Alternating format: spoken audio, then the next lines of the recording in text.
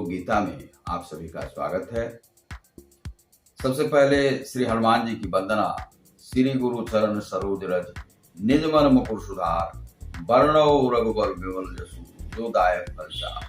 बुद्धिहीन तनु जानिके सुमिरो पवन कुमार, बल बुद्धि विद्या देहु मोहि हरहु कलेश विकार।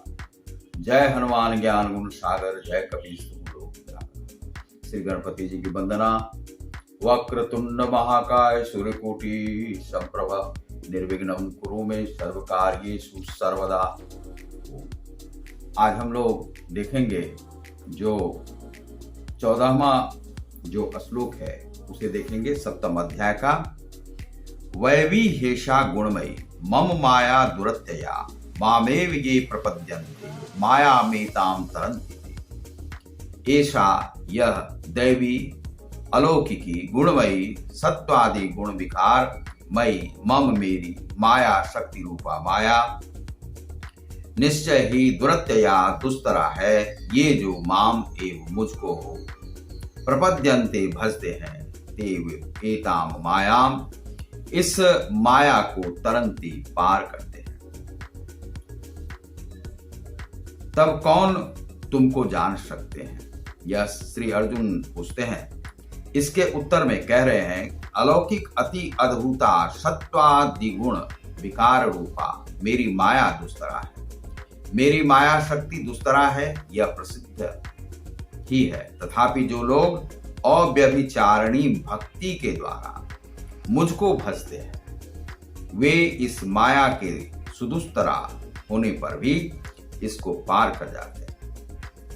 इसके बाद मुझको जान पाते हैं। जब वह माया मोह के अंधकार से निकलता है तब वह मुझको जान पाता है, यह श्री कृष्ण कहते हैं। तो अंधकार से निकलना, ब्लाइंडनेस से निकलना, जो कि ब्लाइंडनेस ही है, अज्ञानता है, उससे निकलना। जब माया मोह का तिरस्कार करता है मनुष्य, तब ईश्वर को जान पाता है, नहीं तो नहीं जान सकता है।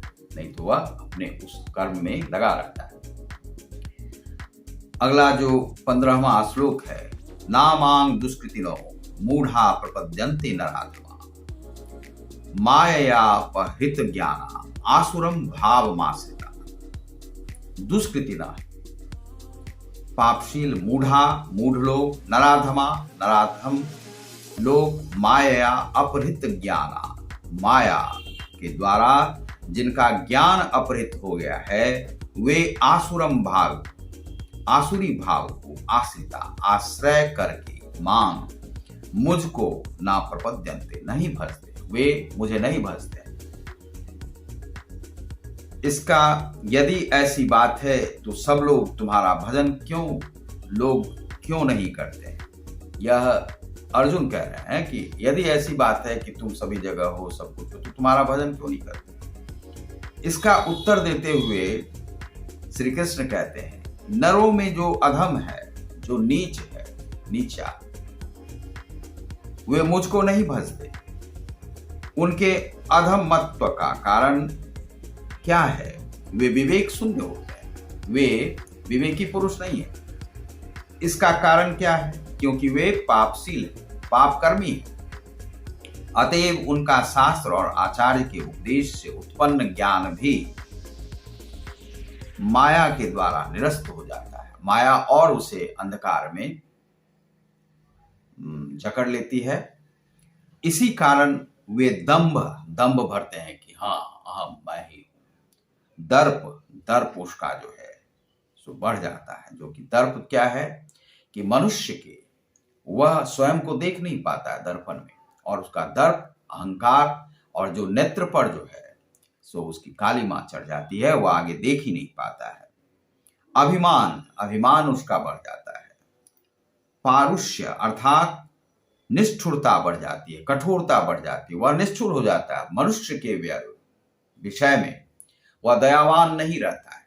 वह हिंसा की वृत्ति भी अपना सकता है, मनुष्य को मार सकता है, जीव जंतुओं की हत्या तो करता ही है, इत्यादि आसुरी भाव। ये सभी भाव कैसे हैं? आसुरी भाव को प्राप्त होकर मेरा भजन नहीं करते हैं, क्योंकि अहंकार, दर्प और निजता का जो भाव है, निष्ठुरता का जो भाव है, उसके भीतर होता है और वह अहंकारी पुरुष होता है। उसे माया और उसकी आंखों पर चढ़ जाती है और वह जकड़ लेती है। संसार में रहकर वह महासंसारी हो जाता है, संसार से बाहर निकल ही नहीं पाता है। इसीलिए वह श्री कृष्ण को नहीं भजता है, किसी देवी देवता को नहीं भजता। श्री कृष्ण को तो छोड़ दीजिए, किसी भी देवी देवता में। अब रावण की जो बात है, रावण बहुत बड़े पंडित माने गए, तो रावण को ऐसे लोग क्यों भजते हैं? क्योंकि वही उसका नेता है, वही उसका सब कुछ है। उसके जो कर्म थे या दुष्कर्म थे, उसे वह एक आइडियल मानता है, आदर्श मानता है। तो ऐसे ही कापुरुष होते हैं, जो दर्पी व्यक्ति होते हैं, जो अहंकारी व्यक्ति होते हैं, निष्ठुर व्यक्ति होते हैं, वो रावण ही उसके आइडल हैं और राम नहीं आइडल होते। तो राम उनके आइडल होते हैं जो सत्य पुरुष, सत्य कर्म कर रहा है। तो एक सात्विक व्यक्ति को इस संसार में बहुत सारे जो दिक्कतों से गुजरना पड़ता है, कठिनाइयों से गुजरना पड़ता है। और अभी आप देख रहे होंगे कि बहुत सारे ऐसे ईमानदार अधिकारी होते हैं जिन्हें लोग देखना पसंद नहीं करते। क्यों नहीं पसंद करते? कि वह बातों को उजागर करेगा। वह कहेगा कि यह आदमी चोर, यह आदमी चोर, या नशेरी, या भंगेरी, या इस प्रकार से समाज को विकृत कर रहा है। वह समाज को सुधारना चाहता है, एक ईमानदार व्यक्ति। लेकिन उसकी 10 लोग मिलकर इस प्रकार से षड्यंत्र कर लेते हैं। यदि किसी भी विभाग में, चाहे वह पुलिस का विभाग हो, आबकारी विभाग हो, या किसी विभाग में ऐसा ईमानदार व्यक्ति चला जाता है, तो या तो उसके बीच में जो बेईमान लोग बैठे हुए हैं वही मार देते हैं, वही फंसा देते हैं। या कोई ऐसा है जो समाज में जो विकृत लोग हैं, वे देखते हैं कि यह तो जो है सो स्वीकृत करना चाहता है, यह चाहता है कि सब ईमानदार बने और यह भ्रष्टाचार को मिटाना चाहता है। इस को भ्रष्टाचारी पहले बनाओ तो उसे खरीदने का प्रयास करो। वह जब नहीं खरीद पाता है तो उसकी हत्या तक करवा देता है।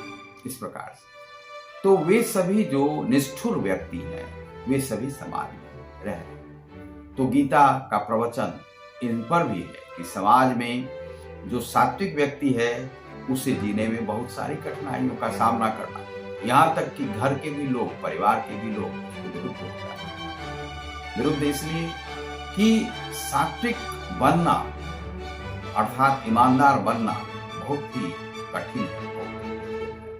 पूरी तरह से ईमानदारी का व्रत कोई पालन नहीं करता है। हम संसार में देखते हैं, उसमें प्रतिशतता हमें दिखाई पड़ती है।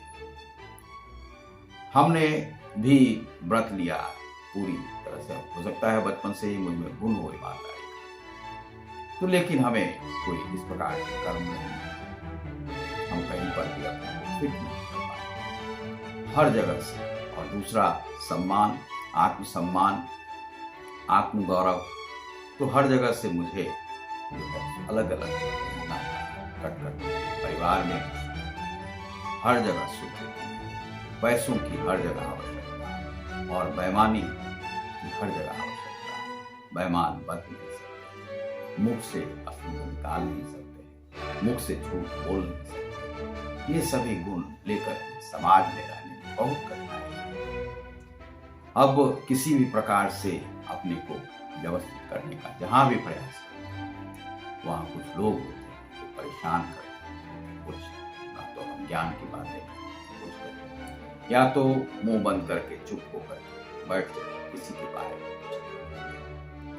यह है। तो यह सात्विक जो व्यक्ति होता है उसे बहुत कठिनाई, बहुत आप देख ही रहे होंगे। लेकिन जो सात्विक पर तामसिक, क्योंकि यह आप एक सीरियल देखे होंगे शक्तिमान, तो शक्तिमान वास्तव में सही है। शक्तिमान क्या है कि वह दिवा सूर्य की बातें करता है जहां पर की रोशनी होती है, और वह कहता है कि जहां पर रोशनी रहती है वहां पर शैतान आत्माएं नहीं आती, वास्तव में नहीं आती। तो रोशनी का समय बहुत कम होता है और उसे अंधकार घेरने लगता है। कमरे के भीतर में भी जाएंगे आप तो रोशनी वहां पर लाने के लिए आपको बिजली जलाना पड़ेगा, वहां पर रोशनी तो वह भी तामसिक है। तो वहां पर शैतान जो है, दिन दिवस जो है वो कम होता है, रात्रि का काल बहुत बड़ा होता है, अंधकार जीवन में दुख का काल बहुत बड़ा होता है, सुख का क्षण बहुत कम होता है। यह आपको मान करके चलना होगा। तो यही अपनी वृत्तियों के कारण से, अपनी निष्ठुरता के कारण से, तत्व के कारण से मनुष्य ईश्वर की आराधना नहीं कर सकता, क्योंकि ईश्वरवत वह बनना नहीं चाहता, वह अपने गुणों को सही नहीं करना चाहता है। आपने देखा होगा कि कुछ लोग कहते हैं हमारे बच्चे में अच्छा गुण नहीं है। अब इस कारण से किसी ईमानदार अधिकारी को समस्या भी हो सकती है। तो बहुत सारी बातें हैं जिस पर कि आप समाज में जब देखेंगे तो आपको दिखाई पड़ेगा। यह कृष्ण यहाँ पर कह रहे हैं। आप देख रहे हैं ग्लोबल योग गीता को।